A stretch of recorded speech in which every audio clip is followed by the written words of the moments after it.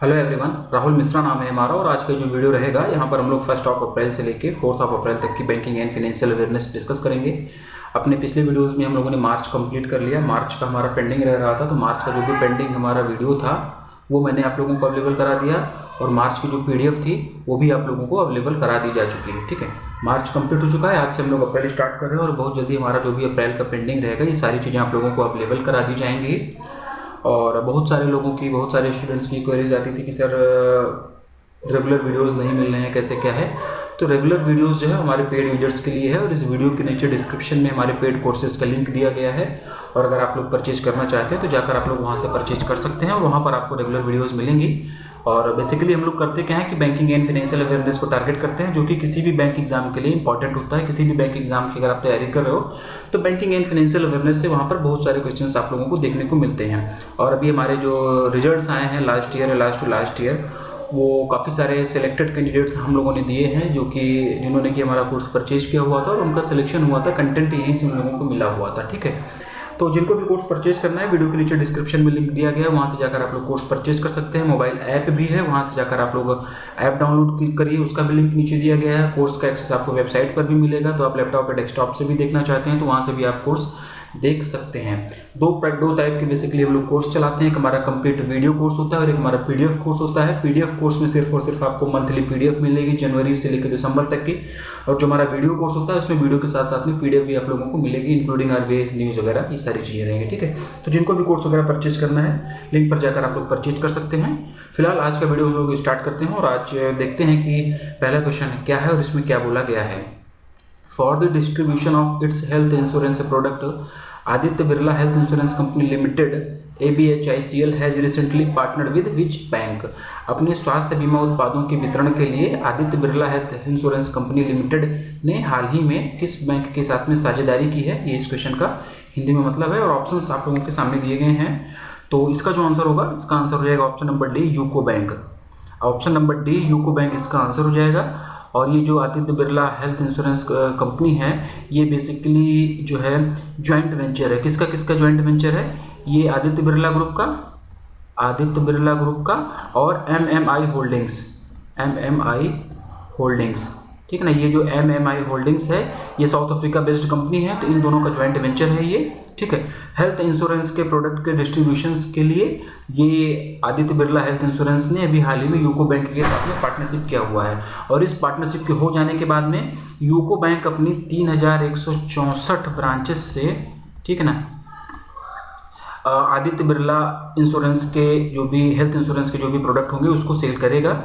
UCO bank की total 3164 branches हैं अभी इंडिया में और इसके पास में लगभग 40 मिलियन कस्टमर हैं। ठीक है ना, तो इन सभी तक 40 मिलियन कस्टमर्स तक 3164 ब्रांचेस के माध्यम से आदित्य बिरला हेल्थ इंश्योरेंस के जो इंश्योरेंस प्रोडक्ट है वो पहुंच सकेंगे इस पार्टनरशिप के हो जाने के बाद में। ठीक है ना, और यूको बैंक के साथ में बैंक इंश्योरेंस की बैंक इंश्योरेंस से पार्टनरशिप करने के बाद में आदित्य बिरला हेल्थ इंश्योरेंस ने टोटल अब 17 बैंक हेल्थ इंश्योरेंस कर लिया हुआ है। बेसिकली होता क्या है कि जो इंश्योरेंस कंपनीज होती हैं वो बैंकों के साथ में टाई अप करती हैं, बैंकों के साथ में एग्रीमेंट करती हैं, बैंकों के साथ में MOU साइन करते हैं, जिसको कि हम लोग बैंक इंश्योरेंस बोलते हैं। और ये MOU क्यों साइन करते हैं? जिससे कि जो हेल्थ इंश्योरेंस कंपनीज हैं उनके इंश्योरेंस प्रोडक्ट को बैंक की ब्रांचेस के माध्यम से बेचा जा सके।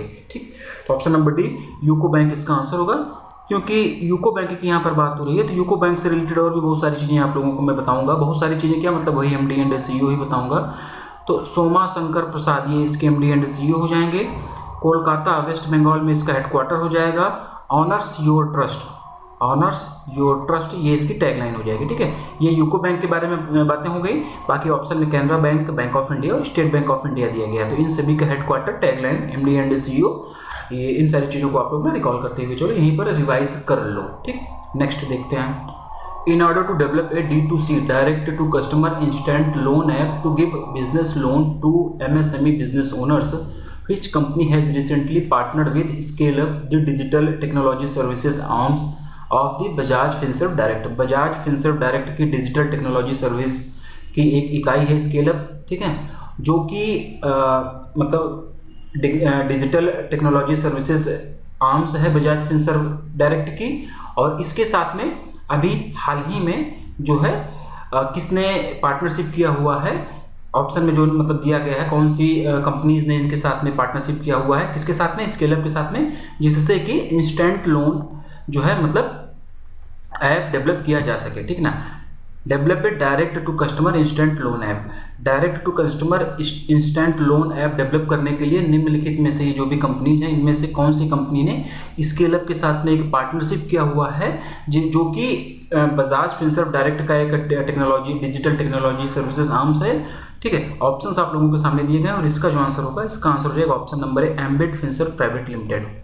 ऑप्शन नंबर है एम्बिट फिनसर्व प्राइवेट लिमिटेड ने अभी हाल ही में स्केल अप के साथ में पार्टनरशिप किया, जिससे कि इंस्टेंट लोन ऐप डेवलप किया जा सके और उस ऐप के माध्यम से जो भी एमएसएमई बिजनेस ओनर्स हैं उनको बिजनेस लोन दिया जाएगा, ठीक है। तो ऑप्शन नंबर है एम्बिट इसका आंसर हो जाएगा। वन लाइनर ही रहेगा, बहुत ज़्यादा डीप में नहीं जाएंगे। अच्छा, ये जो प्रोसेस होगा ये कंप्लीटली पेपरलेस होगा, कंप्लीटली डिजिटल प्रोसेस होगा ये। In order to offer banking product and services which bank has recently signed an MOU with Godrej Capital Limited, banking उत्पादों और सेवाओं की पेशकश करने के लिए किस बैंक ने हाल ही में गोदरेज कैपिटल लिमिटेड के साथ में समझौता ज्ञापन पर हस्ताक्षर किया हुआ है। ऑप्शंस आप लोगों के सामने दिए गए हैं। क्वेश्चन में भी देखो दिया गया ना कि बैंकिंग सर्विसेज एंड प्रोडक्ट को ऑफर करने के लिए किस बैंक ने हाल ही में गोदरेज कैपिटल लिमिटेड के साथ में अभी साइन किया हुआ है, एमओयू साइन किया हुआ है, ठीक है। तो option number C State Bank of India, option number C State Bank of India इसका आंसर होगा। स्टेट बैंक ऑफ इंडिया ने भी हाल ही में गोदरेज कैपिटल लिमिटेड के साथ में पार्टनरशिप किया हुआ है, एमओयू साइन किया हुआ है, जिससे कि बैंकिंग प्रोडक्ट और सर्विसेज ऑफर की जा सके, ठीक है ना। बैंकिंग प्रोडक्ट और सर्विसेज का मतलब हो जाएगा जैसे कि क्रेडिट कार्ड वगैरह हो गया, वेल्थ मैनेजमेंट सर्विसेज हो गया, इंश्योरेंस प्रोडक्ट हो गया, ये सब कुछ कस्टमाइज करके भी प्रोवाइड किया जाएगा, ठीक है। तो option number C State Bank of India इसका आंसर होगा। और ये जितनी भी बैंकें दी गई हैं, फिर से हेडक्वार्टर, एमडी एंड सीईओ में बार बार हर क्वेश्चन के साथ रिकॉल करता हुआ चलता हूँ, ये चीज़ें भूलो मत, इसकी आदत डाल लो, जिससे कि फिर आगे जब आप एग्जाम में देने जाओगे तो कई बार यहाँ पर 10-20 बार 50 बार 100 बार बोले रहोगे, याद किए रहोगे, लिखे रहोगे, तो याद रहेगा, एग्जाम में ऑटोमेटिकली रिकॉल हो जाएगा और फिर आपको अलग से एग्जाम टाइम पर इन सारी चीज़ों का रिवीजन करने की ज़रूरत नहीं होगी। Next, Which bank has recently partnered with Shriram Housing Finance Limited SHFL for co-lending through the UBCO.lend platform? किस बैंक ने हाल ही में UBCO.lend प्लेटफॉर्म के माध्यम से सह-ऋण देने के लिए श्रीराम हाउसिंग फाइनेंस लिमिटेड के साथ में साझेदारी की है? वन लाइनर क्वेश्चन रहेगा। Option number B Axis Bank इसका आंसर होगा। बैंकों का हेडक्वार्टर वगैरह रिकॉल करना, बहुत ज़्यादा डीप में इस क्वेश्चन के नहीं जाएंगे। Next, the ministry of finance and industry Government of India has recently released the Foreign Trade Policy FTP 2023, which aims to increase India's export to $2 trillion by which year? बढ़िया question exam point of view से। वाणिज्य और उद्योग मंत्रालय भारत सरकार ने हाल ही में विदेश व्यापार नीति 2023 जारी की है, जिसका उद्देश्य भारत के निर्यात को किस वर्ष तक $2 ट्रिलियन अमेरिकी डॉलर तक पहुंचाना है। अभी फॉरेन ट्रेड पॉलिसी 2023 जारी की गई है, ठीक है, और उससे रिलेटेड बहुत सारे डाटा हैं, बहुत सारी चीज़ें हैं जो कि आपको पीडीएफ में भी मिलेंगी। पीडीएफ इस पर्टिकुलर क्वेश्चन का पढ़ना एग्जाम पॉइंट ऑफ व्यू से बढ़िया चीज़ें हैं, बढ़िया क्वेश्चन ये। मैक्सिमम चीज़ें मैं यहाँ पर भी आप लोगों को बताऊंगा, लेकिन इसका पीडीएफ पढ़ना जरूरी है, चाहे फिर वो वीडियो कोर्स वाले यूजर्स हों, चाहे पीडीएफ वाले तो पढ़ेंगे ही, लेकिन वीडियो कोर्स वाले सिर्फ वीडियो ही ना देखा करें, पीडीएफ भी पढ़ा करें, उससे रिविजन भी होगा और बहुत सारे डाटा वहाँ पर और चीज़ें मिलती हैं। इस क्वेश्चन से एग्जाम में क्वेश्चन फ्रेम होने के चांसेस हैं, ठीक है। तो इसमें जो पूछा गया था उसका आंसर पहले हम लोग जानते हैं, फिर उसके बाद हम लोग इसको थोड़ा सा एक्सपांड करेंगे। Option number B 2030 option number B इसका आंसर हो जाएगा, ठीक है। जो ये फॉरेन ट्रेड पॉलिसी जारी की गई है, ठीक है, उसके हिसाब से 2030 उसका उद्देश्य जो है 2030 तक भारत के निर्यात को $2 ट्रिलियन अमेरिकी डॉलर तक पहुंचाना है। 2 ट्रिलियन अमेरिकी डॉलर तक पहुंचाना है किसको? इंडियाज एक्सपोर्ट, इंडिया के निर्यात को। कब तक? 2030 तक। किसके अनुसार? फॉरेन ट्रेड पॉलिसी 2023 के अनुसार, ठीक है। क्वेश्चन को थोड़ा सा एक्सपांड करते हैं, थोड़ा सा डीप में, थोड़ा सा इन डेप्थ इसके चलते हैं और जानने की कोशिश करते हैं कि और क्या क्या चीज़ें इसमें बताई गई हैं और क्या क्या यहाँ से क्वेश्चन फ्रेम हो सकता है। पीडीएफ पढ़ना इसका मैं फिर से बोल रहा हूँ, वहाँ से भी चीज़ें आपको मिलेंगी, रिवाइज हो जाएगा, ठीक है। तो यूनियन मिनिस्टर पीयूष गोयल जी ने एक इवेंट के दौरान, नई दिल्ली में एक इवेंट हुआ था, उस इवेंट के दौरान फॉरेन ट्रेड पॉलिसी 2023 को रिलीज़ किया था। ये भी पूछा जा सकता है ना कि कहाँ पर रिलीज़ किया गया, किस इवेंट के दौरान रिलीज़ किया गया, तो नई दिल्ली में इसको मतलब रिलीज़ किया गया, ठीक है। टू द पॉइंट चीज़ों को हम लोग एक एक करके जानते हैं, ठीक है। तो ये जो फॉरेन ट्रेड पॉलिसी है हमारी FTP 2023 है, ये कब से प्रभावी हो गई, क्वेश्चन ये भी पूछा जा सकता है। तो ये 1 अप्रैल 2023 से, 1 अप्रैल 2023 से ये इफेक्टिव होगी, प्रभावी हो गई है, ठीक है ना। Normal usual foreign trade policy के तरीके से ये जो फॉरेन ट्रेड पॉलिसी 2023 है, इसकी कोई एंड डेट निर्धारित नहीं की गई है कि, ठीक है, ज़रूरत पड़ने पर इसे अपडेट किया जाएगा। और ये जो फॉरेन ट्रेड पॉलिसी 2023 है, इसमें 4 नए टाउन ऑफ एक्सपोर्ट एक्सीलेंस को आइडेंटिफाई किया गया है, ठीक है ना। टाउन ऑफ एक्सपोर्ट एक्सीलेंस, जिसको कि हम लोग TEE बोलते हैं, ठीक है ना। तो इस फॉरेन ट्रेड पॉलिसी में जो 2023 वाली आई है नई, इसमें टोटल 4 नए टाउन ऑफ एक्सपोर्ट एक्सीलेंस को आइडेंटिफाई किया गया है। कौन कौन से 4 नए शहर हैं जिसको कि टाउन ऑफ एक्सपोर्ट एक्सीलेंस के रूप में आइडेंटिफाई किया गया। क्वेश्चन यहाँ से फ्रेम होगा, नाम याद रखना, मुरादाबाद, फरीदाबाद, मिर्ज़ापुर कालीन भैया वाला और वाराणसी मोदी जी वाला, ठीक है ना। फिर से सुनो आप, मुरादाबाद, ठीक है, कांच के लिए फेमस है ये, मिर्ज़ापुर कारपेट वगैरह के लिए फेमस है, ठीक है, फरीदाबाद, वाराणसी, ये 4 शहर हैं। इन चारों शहरों को इस फॉरेन ट्रेड पॉलिसी में जो है टाउन ऑफ एक्सपोर्ट एक्सीलेंस के रूप में आइडेंटिफाई किया गया है, ठीक है। और इस जो फॉरेन ट्रेड पॉलिसी है, इसके अनुसार इसमें जो प्रावधान है, जो चीज़ें इसमें बताई गई, उसके अनुसार ई कॉमर्स एक्सपोर्ट को भी इस पॉलिसी से फ़ायदा मिलने का अनुमान है। कोरियर सर्विसेज से एक्सपोर्ट की वैल्यू लिमिट को 5 लाख से बढ़ाकर 10 लाख रुपए पर कंसाइनमेंट कर दिया गया। ये चीज़ भी याद रखना, क्वेश्चन यहाँ से बन सकता है। 5 लाख रुपीस से बढ़ाकर 10 लाख रुपए पर कंसाइनमेंट, ठीक है, ये कर दिया गया, ये भी ध्यान रखना। कोरियर सर्विसेज से जो एक्सपोर्ट की वैल्यू लिमिट होती है, उसको 5 लाख रुपीस से बढ़ाकर 10 लाख रुपए पर कंसाइनमेंट कर दिया गया है। FTP 2023 में MSMEs के लिए फीस रिडक्शन का भी प्रावधान रखा गया है। FTP 2023 में इंडियन रुपीस को ग्लोबल करेंसी बनाने की बात कही गई है, ठीक है ना। अभी जो ये फॉरेन ट्रेड पॉलिसी 2023 आई है, इसमें जो इंडियन रुपीस हमारी जो INR है, इंडियन जो करेंसी है, इसको ग्लोबल करेंसी बनाने की बात कही गई है। और आप लोगों ने देखा होगा, अगर आप लोग लगातार वीडियोस वगैरह देख रहे हैं, चीज़ों को पढ़ रहे हैं, समझ रहे हैं, थोड़ा सा अपडेटेड हैं, तो आप लोग ये देखे होंगे कि भी क्या है कि जो RBI है, कई सारे देशों में अपना SRBA अकाउंट खोल रही है, ठीक है ना। SRBA अकाउंट क्यों खोल रही है? अपनी लोकल करेंसी में मतलब ट्रेड करने के लिए, बिजनेस करने के लिए। तो कुल मिलाकर अभी जो चीज़ें हैं ना, वो उस हिसाब से की जा रही है कि जो भी ट्रेड हो, जो भी बिजनेस हो, जो भी सारी चीज़ें की जाएँ, वो इंडियन करेंसी में ही की जाए, इंडियन करेंसी को बढ़ावा दिया जाए, ठीक है ना। डी-डॉलराइजेशन इसको बोलते हैं, जिससे कि डॉलर पर निर्भरता ना रह जाए ना। हमेशा हम लोग डॉलर में ट्रांजेक्शन्स करते हैं, तो डॉलर की वैल्यू बढ़ती जा रही है, रुपये का कम होता जा रहा है, ठीक है। तो एक तरीके से गवर्नमेंट की पॉलिसी है ये, जिससे कि इंडियन रुपीस को ग्लोबल करेंसी में बनाया जा सके, ज़्यादा से ज़्यादा ट्रांजेक्शन्स, ज़्यादा से ज़्यादा बिजनेसेस जो हैं, ज़्यादा से ज़्यादा ट्रेड वो इंडियन रुपीस में की जा सके। देखो, पहले एक समय हुआ करता था कि जब हमारा जो क्रेडिट कार्ड होता था, जो डेबिट कार्ड होता था, उसमें क्या होता था कि मास्टर कार्ड और वीज़ा का बड़ा वर्चस्व रहता था, बड़ा बोलबाला रहता था। लेकिन धीरे धीरे देखो कंट्री ने क्या शिफ्ट किया, रुपये कार्ड की तरफ शिफ्ट किया है, और रुपये कार्ड जो है कम्प्लीटली इंडियन है, इंडिया में डेवलप किया गया है। तो इसी तरीके से अब सरकार जो है वो इंडियन रुपीज़ में ट्रांजेक्शन्स करने के, इंडियन रुपीज़ में ट्रेड करने के, इंडियन रुपीज़ में बिजनेस करने को प्रमोट कर रही है। इंडियन रुपीज़ को ग्लोबल करेंसी बनाने की बात कही गई है, ये फॉरेन ट्रेड पॉलिसी 2023 में, ठीक है। इसके साथ साथ में इंटरनेशनल ट्रेड सेटलमेंट को भी डोमेस्टिक करेंसी में भी अलाउ कर दिया गया है। ऐसा नहीं है कि मतलब जो हमारा इंटरनेशनल ट्रेड सेटलमेंट होगा उसको भी डोमेस्टिक करेंसी में कर सकते हैं। इंडिया से श्रीलंका अगर हो रहा है, इंडिया से म्यांमार हो रहा है, इंडिया से मलेशिया हो रहा है, अभी ना इसी में आगे और भी आपको क्वेश्चंस मिलेगा SRBA के बारे में ना, स्पेशल रुपीज़ वॉस्टर अकाउंट से रिलेटेड क्वेश्चंस आएगा। तो इन सब के पीछे कहीं ना कहीं यही हाथ है, यही लॉजिक है कि इंडियन रुपीज़ को मतलब ग्लोबलाइज किया जाए, इसको इसमें ज़्यादा से ज़्यादा ट्रांजेक्शन्स करके, इसमें ज़्यादा से ज़्यादा ट्रेड करके डॉलर पर जो हमारी निर्भरता है उसको कम किया जा सके, ठीक है। तो मेन बातें आप लोगों को यहाँ पर मैंने बताया, जहाँ से क्वेश्चन फ्रेम हो सकते थे। कुछ और चीज़ें, कुछ और क्या, काफ़ी चीज़ें आपको PDF में मिलेंगे। तो मैं फिर से आप लोगों से बोलूँगा कि इस पर्टिकुलर क्वेश्चन का PDF आप लोग एक बार जरूर पढ़ना वीडियो देखने के बाद में। और PDF वगैरह कैसे मिलेगा बताया ना, वीडियो के नीचे डिस्क्रिप्शन में लिंक दिया गया है, वहाँ से आप चीज़ों को परचेज कर सकते हो और अपनी पढ़ाई कर सकते हो। अगले क्वेश्चन की तरफ बढ़ते हैं। The Department of Economic Affairs, Ministry of Finance has recently increased the interest rate on various small saving schemes for the first quarter of the financial year 2023 to 24, ठीक है।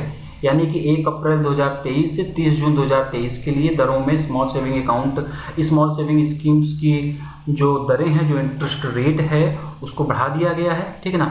What is the increased interest rate on national saving certificates NSC? ये इस question में पूछा गया question, ये भी बढ़िया है। हालांकि जब तक आप लोगों का एग्जाम होगा तब तक ये बदल जाएगा, मतलब जून के बाद मतलब चेंजेस हो जाना है, लेकिन फिर भी पढ़ो। अगर बीच में अगर किसी के एग्ज़ाम है तो मतलब ना उसके लिए इम्पोर्टेंट है। आर्थिक मामलों के विभाग वित्त मंत्रालय ने हाल ही में वित्तीय वर्ष 2023-24 की पहली तिमाही यानी कि 1 अप्रैल 2023 से 30 जून 2023 के लिए विभिन्न लघु बचत योजनाओं पर ब्याज दर में वृद्धि कर दी है। राष्ट्रीय बचत प्रमाण पत्र NSC की बढ़ी हुई ब्याज दर क्या है, ये इस क्वेश्चन का हिंदी में मतलब है। ऑप्शंस आप लोगों के सामने है। क्वेश्चन अच्छा है एग्जाम पॉइंट ऑफ व्यू से, टू द पॉइंट चीज़ों को हम लोग जानेंगे। पहले इसका आंसर जानते हैं फिर उसके बाद में हम लोग थोड़ा सा इसको एक्सपांड करेंगे। तो ऑप्शन नंबर डी 7.7% जो है इसका आंसर होगा। ऑप्शन नंबर डी 7.7% जो है ये इसका आंसर हो जाएगा। ठीक है, फाइनेंशियल ईयर 2024 के Q1 यानी कि 1 अप्रैल 2023 से लेकर 30 जून 2023 तक के लिए इंटरेस्ट रेट है ये। क्वार्टरली बेसिस पर स्मॉल सेविंग स्कीम्स के इंटरेस्ट रेट को गवर्नमेंट ऑफ इंडिया के द्वारा रिवाइज किया जाता है। किसके द्वारा? गवर्नमेंट ऑफ इंडिया के द्वारा रिवाइज किया जाता है। कब तक रिवाइज किया जाता है? क्वार्टरली बेसिस पर इसे रिवाइज किया जाता है स्मॉल सेविंग स्कीम्स को। ठीक है ना, स्मॉल सेविंग स्कीम जैसे कि NSC national saving certificate, PPF public provident fund, किसान विकास पत्र KVP, सुकन्या समृद्धि योजना SSA, पोस्ट ऑफिस की है ना जो डिपॉजिट स्कीम्स होती हैं, मंथली इनकम सेविंग स्कीम्स, ये सब क्या होता है? ये सब जो है स्मॉल सेविंग स्कीम्स के अंतर्गत आते हैं। ठीक है ना, और सबसे ज़्यादा इंटरेस्ट रेट जो है वो NSC का इंक्रीज़ किया गया है। इसे 7% से बढ़ाकर 7.5% कर दिया गया। यही इस क्वेश्चन में पूछा गया है। पहले जो है इस पर इंटरेस्ट रेट था 7% का था, जिसे अब बढ़ाकर 7.7% कर दिया गया और सबसे ज़्यादा इसी पर इंटरेस्ट रेट बढ़ाया गया। ये क्वेश्चन भी पूछा जा सकता है। ठीक है, और अब सबके एक एक करके इंटरेस्ट रेट भी हम लोग जान लेते हैं कि क्या है। ठीक है ना, क्या नया वाला इंटरेस्ट रेट है ये भी हम लोग यहाँ पर जानते हैं। एक एक करके नोट डाउन कर लेना, आप लोग जो लोग नोट डाउन करते हो। बाकी PDF इसका भी पढ़ना, PDF में काफ़ी डिटेल में रहेगा।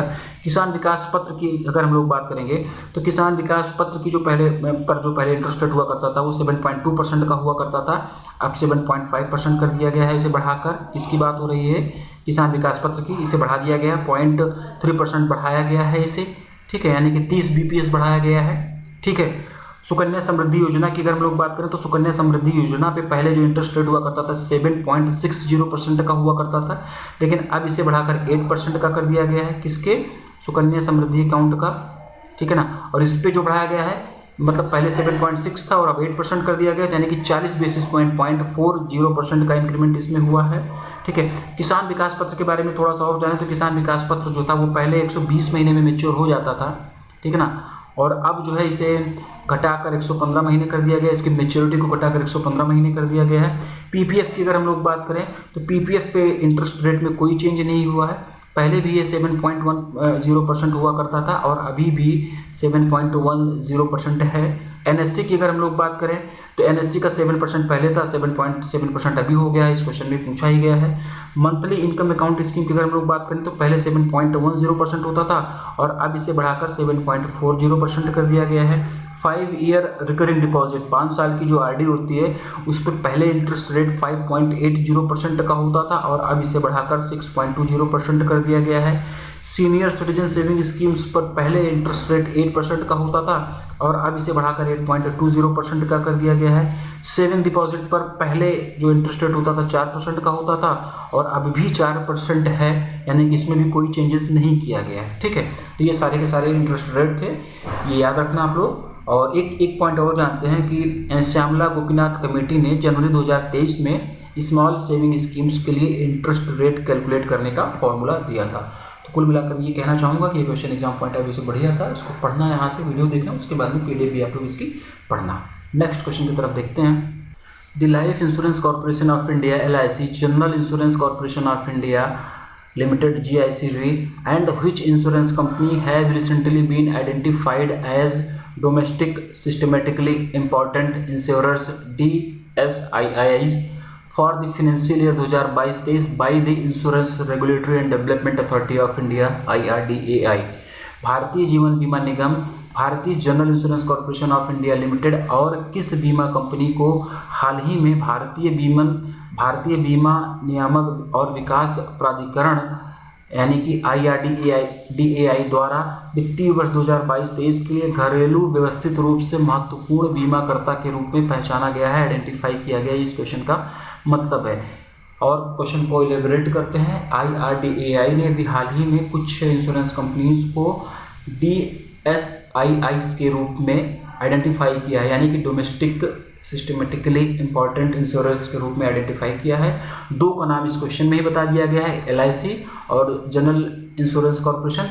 तीसरा कौन है ये इसमें पूछा गया है, तो तीसरा है new India assurance, option number A, ठीक है। यानी कि new India assurance, life insurance corporation of India LIC और general insurance corporation of India GIC, इन तीनों को IRDAI के द्वारा अभी हाल ही में डोमेस्टिक सिस्टमेटिकली इंपॉर्टेंट इंश्योरेंस के रूप में आइडेंटिफाई किया गया है। DSIIs का मतलब होता है कि टू बिग टू फेल, जैसे RBI बैंकों को करता है उसी तरीके से ये IRDAI इनको भी कर रहा है, इंश्योरेंस कंपनीज को कर रहा है, ठीक ना।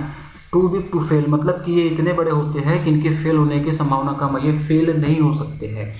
इनका मार्केट इंपॉर्टेंस इतना ज़्यादा होता है, इनका साइज इतना बड़ा होता है, इतना ज़्यादा बड़ा होता है कि ये जल्दी फेल नहीं हो सकते हैं। इनकी फेल होने की कंडीशन में गवर्नमेंट इनकी मदद करेगी, गवर्नमेंट फंड डालकर इनको जिंदा रखेगी, इनको फेल नहीं होने देगी, क्योंकि इनके फेल होने का असर मार्केट पर पड़ेगा, भारतीय अर्थव्यवस्था पर भी पड़ सकता है, और ये स्पेशल निगरानी में भी रखे जाते हैं, ठीक है। तो ऑप्शन नंबर A इसका आंसर हो जाएगा। Next, in order to create a set of investment options curated by the Morningstar that match the risk preferences of different investors, DBS Bank India launched an investment solution by which name? Morningstar द्वारा curated किए गए निवेश विकल्पों का एक set बनाने के लिए जो विभिन्न निवेशकों की जोखिम वरीयताओं से मेल खाता हो, DBS बैंक इंडिया ने किस नाम से एक निवेश समाधान जो है लॉन्च किया हुआ है, ये इसमें पूछा गया है। और इसका जो नाम हो जाएगा, इसका जो आंसर हो जाएगा option number C, digi portfolio, option number C। One liner question रहेगा, बहुत ज़्यादा डीप में नहीं जाएंगे। डिजी पोर्टफोलियो याद रखना आप लोग, और क्या याद रखना है आपको, और DBS बैंक इंडिया याद रखना है, बस इससे ज़्यादा और इसमें कुछ जानने की जरूरत नहीं है। Next, Echo Life Insurance Limited and which insurance company has recently received a certificate of registration by the Insurance Regulatory and Development Authority of India IRDAI to commence the life insurance businesses?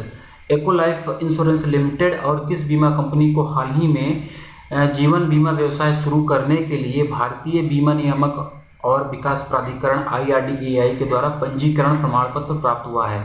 IRDAI ने अभी हाल ही में life insurance business शुरू करने के लिए एको life insurance limited और किसी एक और कंपनी को जो है वो दिया हुआ है, सर्टिफिकेट ऑफ रजिस्ट्रेशन दिया हुआ है। तो कौन सी वो दूसरी कंपनी है ये इसमें पूछा गया है। तो इसका जो आंसर हो जाएगा दूसरी कंपनी है credit Axis life insurance limited, option number B। Credit Axis life insurance limited, option number B इसका आंसर हो जाएगा। एको लाइफ इंश्योरेंस लिमिटेड और credit Axis life insurance limited, इन दोनों कंपनीज को अभी हाल ही में IRDAI के द्वारा लाइफ इंश्योरेंस बिजनेस, ध्यान रखना लाइफ इंश्योरेंस, हेल्थ इंश्योरेंस नहीं, बाकी दूसरे इंश्योरेंस नहीं, लाइफ इंश्योरेंस, इस बारीकी को समझना। लाइफ इंश्योरेंस बिजनेस ऑपरेशन शुरू करने के लिए सर्टिफिकेट ऑफ रजिस्ट्रेशन दिया गया है, ठीक है। Next, in order to launch banking services through WhatsApp for its customers which payment bank has recently partnered with Bharti Airtel? अपने ग्राहकों के लिए व्हाट्सएप के माध्यम से बैंकिंग सेवाएं शुरू करने के लिए किस पेमेंट बैंक ने हाल ही में भारतीय एयरटेल के साथ में साझेदारी की है? ये इस क्वेश्चन का हिंदी में मतलब है। वन लाइनर क्वेश्चन रहेगा, option number A India post payment bank. India post payment bank और भारतीय एयरटेल ने अभी हाल ही में पार्टनरशिप किया हुआ है, जिससे कि इंडिया पोस्ट पेमेंट बैंक को बैंकिंग सर्विसेज व्हाट्सएप के माध्यम से प्रोवाइड की जा सके। और इन सभी पेमेंट बैंकों का हेडक्वार्टर आप लोग फटाफट कमेंट करके बता दो, अगर आप लोग इसको यूट्यूब पर देख रहे हो और पेड यूजर्स हो हमारे ऐप पर अगर इसको देख रहे हो तब भी आप लोग रिकॉल करो, ये जरूरी है। अगले क्वेश्चन की तरफ बढ़ते हैं। According to the data from the Centre of Monitoring Indian Economy CMIE, India's unemployment rate increased to what percentage in March 2022? Centre for Monitoring Indian Economy के आंकड़ों के अनुसार मार्च 2023 में भारत की बेरोजगारी दर कितने प्रतिशत तक बढ़ गई है? ये क्वेश्चन भी बढ़िया है, ठीक है। तो इसका जो आंसर हो जाएगा 7.8%, option number C। 7.8% option number C इसका आंसर हो जाएगा। और ये पिछले 3 महीनों में, लास्ट 3 मंथ्स में सबसे ज़्यादा, सबसे हाईएस्ट अनएम्प्लॉयमेंट रेट है, यानी कि ये मार्च में है। मार्च में कितना है? मार्च 2023 में अनएम्प्लॉयमेंट रेट कितना है? 7.8% है। अगर हम लोग फरवरी 2023 की बात करें तो फरवरी 2023 में ये 7.45% था। जनवरी 2023 की अगर हम लोग बात करें तो जनवरी 2023 में ये 7.18% था। तो आप देखेंगे कि लास्ट 3 महीनों में सबसे ज़्यादा अनएम्प्लॉयमेंट रेट मार्च में ही है। ठीक है, मार्च 2023 में रूरल अनएम्प्लॉयमेंट की अगर हम लोग बात करें मार्च 2023 में ही अगर हम लोग रूरल अनएम्प्लॉयमेंट की बात करें तो वो 7.47% था। अर्बन अनएम्प्लॉयमेंट की अगर हम लोग बात करें तो अर्बन अनएम्प्लॉयमेंट जो था वो 8.51% था। ठीक है, और ये सब डाटा किसके हिसाब से, ये डाटा जो आया हुआ है centre for Monitoring Indian economy की रिपोर्ट के अनुसार ये सारे डाटा आपको बताए जा रहे हैं। स्टेट वाइज अगर हम लोग डिस्कशन करें तो हरियाणा, ठीक है, हरियाणा में सबसे ज़्यादा अनएम्प्लॉयमेंट रेट था, कितना था, 26.8% था। उसके बाद पर जो नंबर आता है वो राजस्थान का आता है। राजस्थान में भी अनएम्प्लॉयमेंट रेट ज़्यादा था, कितना था, ये 26.4%। तीसरे नंबर पर जो आता है छत्तीसगढ़ आता है। छत्तीसगढ़ में भी अनएम्प्लॉयमेंट रेट सबसे ज़्यादा ही था। ठीक है, ठीक, और सॉरी छत्तीसगढ़ नहीं आएगा, छत्तीसगढ़ मैं गलत बता रहा हूँ। तीसरे नंबर पर जो आएगा ये करेक्शन करना आप लोग, फर्स्ट पे हरियाणा है 26.8%, सेकंड पर राजस्थान है 26.4%, तीसरे नंबर पर है जम्मू एंड कश्मीर। जम्मू एंड कश्मीर, इसमें जो अनएम्प्लॉयमेंट रेट था वो 23.1% था। ठीक है, ये बात हो गई इसकी। अनएम्प्लॉयमेंट रेट सबसे ज़्यादा किसमें कौन कौन से राज्य में था। पहले नंबर पर हरियाणा, सेकंड नंबर पर राजस्थान, थर्ड नंबर पर जम्मू एंड कश्मीर। और अनएम्प्लॉयमेंट रेट सबसे कम कहाँ पर था ये जानना चाहें अगर स्टेट वाइज, ये था सबसे ज़्यादा।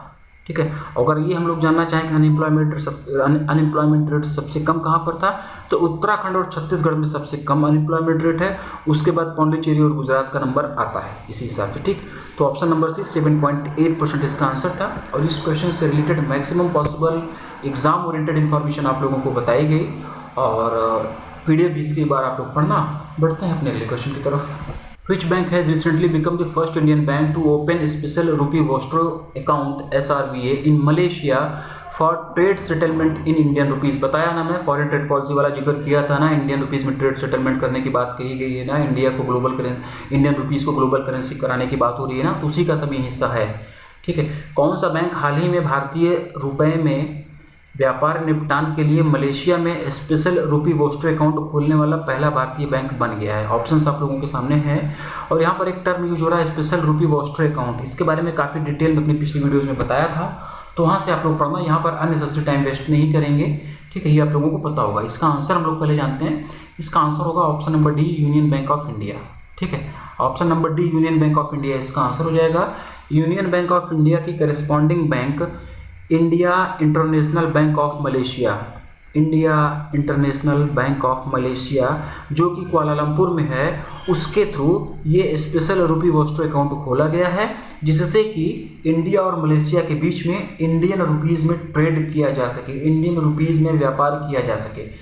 SRVA के बारे में मैंने बताया ना कि एक दो वीडियोज़ आप पीछे जाकर देखेंगे तो आप लोगों को बताया गया हुआ है, वहाँ से आप लोग इसको समझिएगा। ठीक है, और RBI ने जुलाई 2022 में RBI ने इंटरनेशनल ट्रेड को INR में करने की अनुमति दे दी गई थी RBI के द्वारा।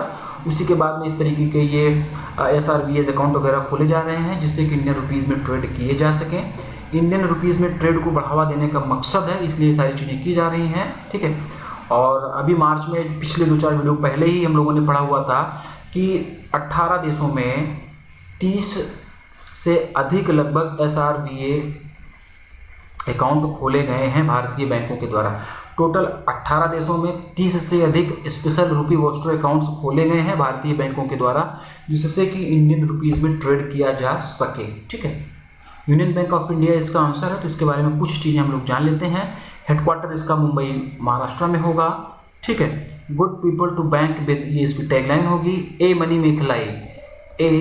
मेखलाई, ये इसके MD एंड CEO हो जाएंगे।